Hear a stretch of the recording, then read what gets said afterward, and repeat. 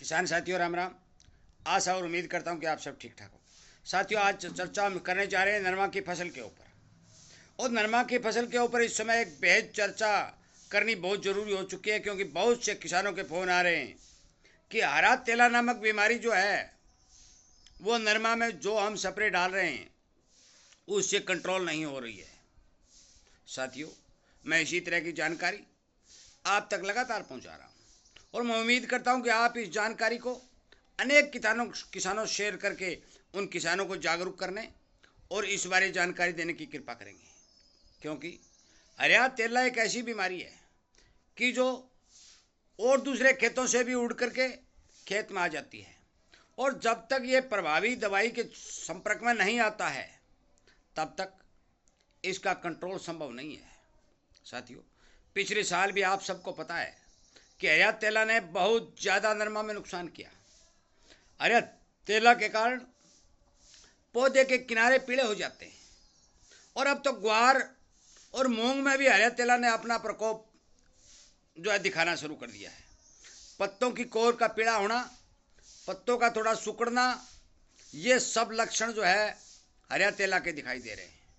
साथियों, पत्ता जो ही पौधे की ग्रोथ के लिए रस बनाता है, उस रस को चूसने का काम ये हरा तेला करता है, जिसके कारण पत्ते को संपूर्ण खुराक नहीं मिल सकती, पौधा ग्रोथ नहीं कर सकता, और फल और फाल में भी इसका बहुत ज़्यादा प्रभाव देखा गया है।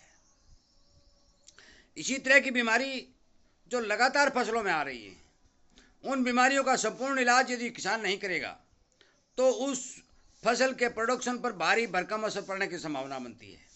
साथियों, मौसम की अनुकूलता के चलते, सूटेबल वातावरण के चलते हरा तेला अपना प्रकोप लगातार दिखा रहा है। गुलाबी सुंडी को रोकने के लिए मैंने रीठा, नीम ऑयल और तुम्बा, ये तीनों का मिश्रण, इसके अंदर ज़्यादा प्रकोप बढ़ने पर प्रोक्लेम जो एमेवेक्सिन बेंजोएट 5% साल्ट वाली आती है, उसके बारे में मैंने आपको बताया। और ये बीमारियां मौके पर कंट्रोल दिखाई दे रही हैं, जो किसानों के मेरे पास व्यू आ रहे हैं। गुलाबी सुंडी भी कंट्रोल है, सफ़ेद मक्खी भी कंट्रोल है, और थेरेपी भी कंट्रोल है, परंतु हरा तेला अभी किसान के कंट्रोल नहीं आया है। इसलिए मैं कृपया करके आप सभी किसान साथियों से विनय निवेदन प्रार्थना करता हूँ कि हरा तेला के प्रभाव को ख़त्म करने के लिए आप मोनोसील, इक्तारा, जो पुराने ज़माने की दवाइयाँ हुआ करती थी, उन दवाइयों को कृपया करके मेरी समझ में जहाँ तक आ रहा है छोड़ दें, क्योंकि वो दवाइयाँ हरा तेला के ऊपर अपना प्रभाव जीरो दिखाने में समक्ष रहती हैं। उन दवाइयों के प्रति हरा तेला ने अपनी सहनशीलता प्रकट कर ली है, और उन दवाइयों के बस की बात नहीं है कि वो हरा तेला को कंट्रोल कर सकें।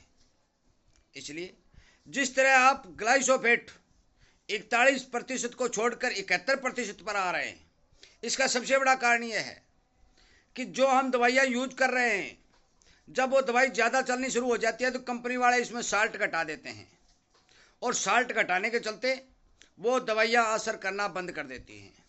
जिसके ऊपर 21% लिखा हो, जिसके ऊपर 41% लिखा हो, साथियों, उनके अंदर 15 और 20% नामक साल्ट मिलता है, जिसके कारण कोई भी जीव है कंट्रोल से बाहर हो जाता है।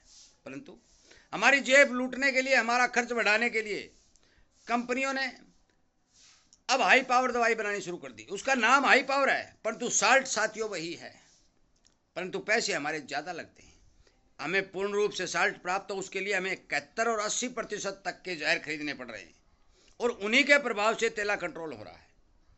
उसी के हिसाब से पिछले साल काफ़ी किसानों ने कन्फिडोर 75% का यूज किया।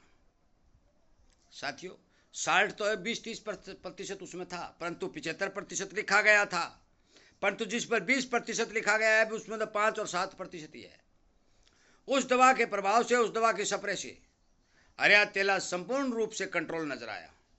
साथियों, इसलिए हरा तेला को मारने के लिए मेरा आपसे विनय निवेदन है कि आप हाई पावर दवा का प्रयोग करें, ताकि इसे कंट्रोल किया जा सके। यदि आप इसको कंट्रोल नहीं करेंगे तो आपके फसल के रूपरेखा बदल जाएगी, उसका रंग का सुनहरिया बदल जाएगा, पत्ते की कोर पीली हो जाएगी, पत्ते सिकुड़ना शुरू कर देंगे, ये सभी लक्षण फसल के अंदर दिखाई देंगे। इसलिए मेरी सभी किसान साथियों से विनय निवेदन है कि नरमा फसल को बचाने के लिए कृपया करके हरा तेला के लिए हाई पावर दवाई का प्रयोग करें ताकि उसे कंट्रोल किया जा सके। रीठा, नीम ऑयल और तुम्बा और प्रोक्लेम जो कि थ्रिप के लिए है, ये चारों ही दवाइयाँ जो हम रीठा, तुम्बा और नीम ऑयल घर पर तैयार करते हैं, एक बाजार से लाते हैं, अपना प्रभावी असर दिखा रही हैं। रिजल्ट भी संपूर्ण रूप से किसान को मिल रहा है। परंतु हरा तेला के लिए जिन किसानों ने एकतारा या मोनो आदि का इस्तेमाल किया उसका रिजल्ट दिखाई नहीं दिया, जिसका सबसे बड़ा यह कारण था कि इस हरा तेला ने अपनी सहनशीलता बढ़ा ली और बढ़ाने के चलते उन दवाइयों के प्रभाव से बच गया, और ये बच गया तो हमारे नरमा पर अटैक बढ़ गया। इसलिए हमें इन बारे ध्यान दे करके हाई पावर दवाई का यूज कर करके इस जीव को मारने की कृपा करें ताकि हमारी फसल ठीक ठाक से सुनिश्चित ढंग से फाल उठा सके, ग्रोथ कर सके और हमें ठीक पैदावार मिल सके। मैं इन्हीं बातों के साथ आप सबसे विनय प्रार्थना और निवेदन करता हूं कि आप इस वीडियो को ज़्यादा से ज़्यादा किसानों तक शेयर करें ताकि उन किसानों को जागरूक किया जा सके, उन्हें इस बारे बताया जा सके। वीडियो सुनने के लिए, चैनल के साथ जुड़ करके किसान हित में काम करने के लिए, इन सभी बातों के लिए मैं आपका धन्यवाद करते हुए वीडियो को विराम देता हूं। उम्मीद करता हूं कि आप जरूर इस बारे काम करके अपनी नरमा की फसल को बचाने की कृपा करेंगे। जय हिंद।